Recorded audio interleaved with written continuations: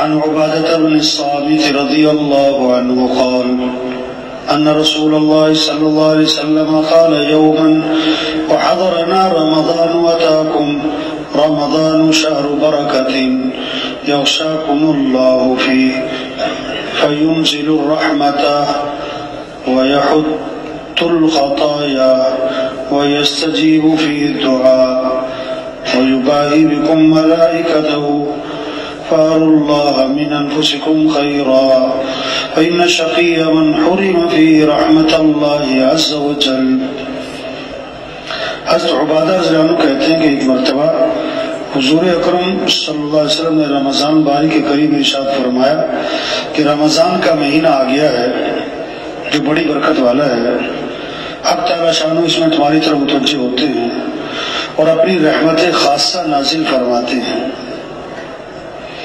خطاؤں کو معاف فرماتے ہیں، دعا کو قبول کرتے ہیں، تمہارے تنافس کو دیکھتے ہیں اور ملائکہ سے فخر کرتے ہیں. پس اللہ کو اپنی نیکی دکھلاؤ. بد نصیب ہے وہ شخص جو اس مہینے میں بھی اللہ کی رحمت سے محروم رہ جائے. حضرت عبادہ جانو کہتے ہیں ایک مرتبہ حضور اکرم صلی اللہ علیہ وسلم نے رمضان کے قریب ارشاد فرمایا کہ رمضان کا مہینہ آ گیا ہے جو بڑی برکت والا ہے. حق تعالی شانو اس میں تمہاری طرف متوجہ ہوتے ہیں اور اپنی رحمت خاصہ نازل فرماتے ہیں، دعاؤں کو قبول کرتے ہیں، خطاؤں کو معاف فرماتے ہیں، تمہارے تنافس کو دیکھتے ہیں اور ملائکہ سے فخر کرتے ہیں. بس اللہ کو اپنی نیکی دکھلاؤ.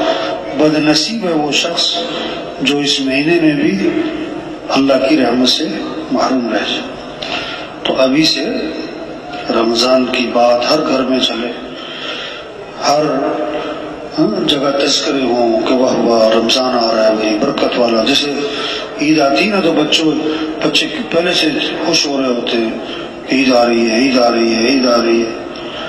تو ایمان والے جو ہیں وہ رمضان کے آنے سے خوش ہوتے ہیں، رمضان کے آنے سے.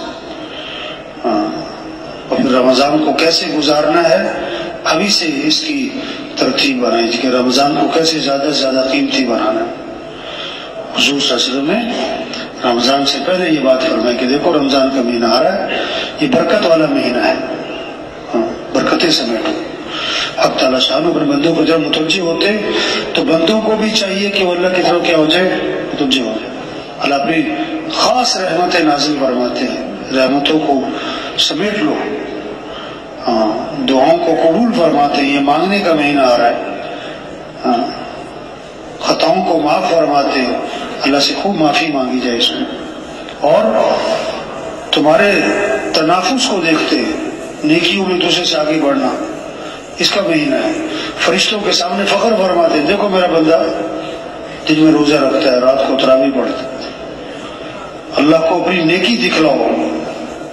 اور آگے سخت بات فرمائی کہ بد نصیب ہے وہ شخص جو اس مہینے میں بھی اللہ کی رحمت سے محروم رہ جائے. رمضان آیا اور چلا گیا اور اس نے رمضان سے فائدہ نہیں اٹھایا تو بد نصیب ہے وہ شخص.